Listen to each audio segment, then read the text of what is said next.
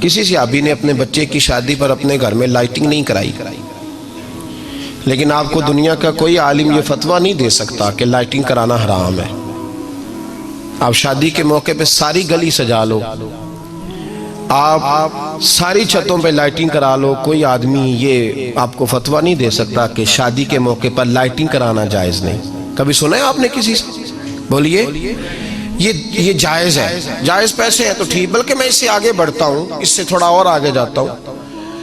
حضرت عائشہ صدیقہ رضی اللہ تعالیٰ عنہ فرماتی ہیں میرا جو کمرہ تھا نا جس میں حضور کے ساتھ رہتی تھی اور ایک لمبا زندگی کا عرصہ گزارا، اس میں 3 آدمی سو سکتے تھے، چوتھے کے لیے جگہ ہی نہیں تھی، اور کچا تھا، کھجور کے تنے کھڑے کر کے اس پر کھجور کے پتوں کی چھت ڈالی گئی تھی۔ میں جب ہاتھ اٹھاتی تھی تو میرا ہاتھ اپنی چھت کو چھو جاتا تھا۔ یہ ہے سنت نبی پاک کی، یہ حضور کا طریقہ ہے۔ بتائیے پکے گھر میں، لینٹر والے گھر میں رہنا جائز کہ ناجائز؟ کیوں جی؟ حضور تو کچے مکان میں رہتے تھے، آپ نے کیسے پکا بنا لیا؟ اللہ کے محبوب علی دین کو اس کی اصل بات میں سمجھیں۔ آپ ایسا نہ کریں جس میں انتشار اور امت تقسیم ہو، اس کا اصل مزاج دیکھیں۔ مہندی کے موقع پہ اگر کوئی آدمی 6 دیگیں دال چاول کی پکاتا ہے تو منع نہیں، جائز پیسوں سے پکائے۔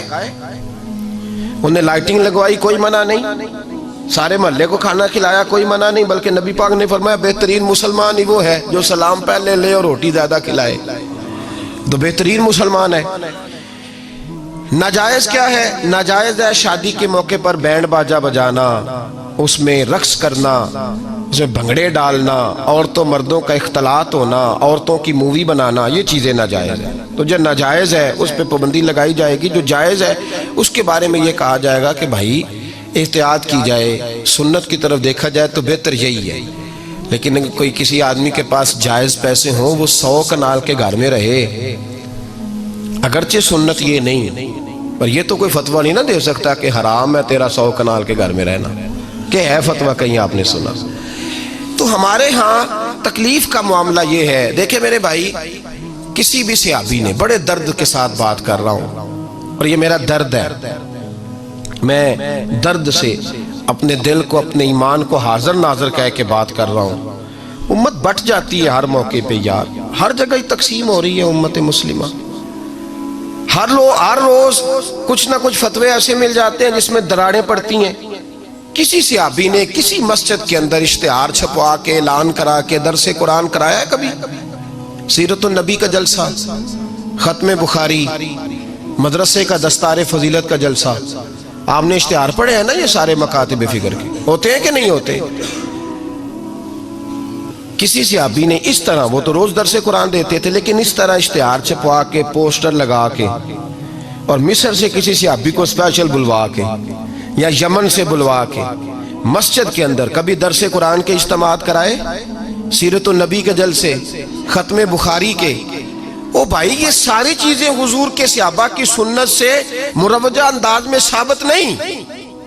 مجھے بتا میرے بھائی، میں درد کے ساتھ تجھ سے سوال کرتا ہوں کہ سیرت النبی کے جلسے میں تو پشاور سے مولانا بلائے، پنڈی سے بلائے، تو گجرات اور کراچی سے لوگوں کو بلا کر کے اگر سیرت کا جلسہ کرائے، اور تو اس میں ایک آدمی کو کراچی سے بلوایا جا رہا ہے تو تو نے اس کو 20,000 کی ٹکٹ بھی دی، اور اشتہار پہ بھی جلسے پہ خرچ ہوا، پھر لنگر بھی پکا، کھانا بھی تو نے کھلایا، نہ تجھے کوئی بیوہ یاد آئی، نہ تجھے کوئی مسکین یاد آیا، نہ تجھے کوئی غریب یاد آیا؟ حالانکہ کہنا چاہیے تھا نا یہ جو ₹1,00,000 لگ رہا ہے کسی بیوہ کی خدمت کر دینی چاہیے، یتیم کو دے دینا چاہیے۔ درد کے ساتھ بات کر، سوال میرا یہ ہے کہ وہی کام جو سیرت کے جلسے میں ہوتے ہیں، پہلے تلاوت ہوتی ہے، پھر نعت ہوتی ہے، پھر کسی عالم کا بیان ہوتا ہے، وہی کام صرف نام بدل کے کیا جائے، عید میلاد النبی نام رکھا جائے صلی اللہ علیہ وسلم۔ یہ میں آپ کے ذہنوں پہ دستک دے رہا ہوں، تقریر نہیں کر رہا، صرف دستک دے رہا ہوں۔ او بھائی دیکھو، ایک آدمی وہی کام نام بدل کے کرے تو جائز ہے، اور اگر اس میں نبی پاک کے میلاد کا نام رکھ لیا جائے یا نعت کا نام رکھ لیا جائے تو پھر مجھے اجازت دے میں تجھ سے سوال کروں کہ صرف تجھے حضور کی تعریف پوری لگتی ہے؟ پھر مجھے اجازت دے کہ میں تجھ سے پوچھوں کہ صرف تجھے نعت اچھی نہیں لگتی؟ پھر مجھے اجازت دے کہ میں تجھ سے پوچھوں کہ تجھے صرف رسول اللہ کے قصیدے اچھے نہیں لگتے؟ دے مجھے اجازت کہ میں تجھ سے سوال کروں کہ جہاں ذکر رسول کی بات آئے وہاں تو پریشان کیوں ہوتا ہے؟ تجھے پتہ ہی نہیں یہ تو وہ ذکر ہے کہ رب فرماتا ہے تم بیان کرو نہ کرو ورفعنا لک ذکرک، محبوب میں نے خود تیرے چرچے ساری دنیا میں بلند فرما دیے۔ اور نبی پاک نے پوچھا حضرت جبریل سے کہ چل جبریل تو بتا میری امت کو پتہ چلے رب نے میرا ذکر کیسے بلند کیا ہے؟ تو جناب جبریل کہنے لگے محبوبہ رب فرماتا ہے میرے نبی سے کہہ دے جہاں جہاں تیرے رب کا ذکر ہوگا وہاں وہاں تیرا بھی ذکر ہوتا رہے گا۔ یہ تو محتاج ہی نہیں کسی کا۔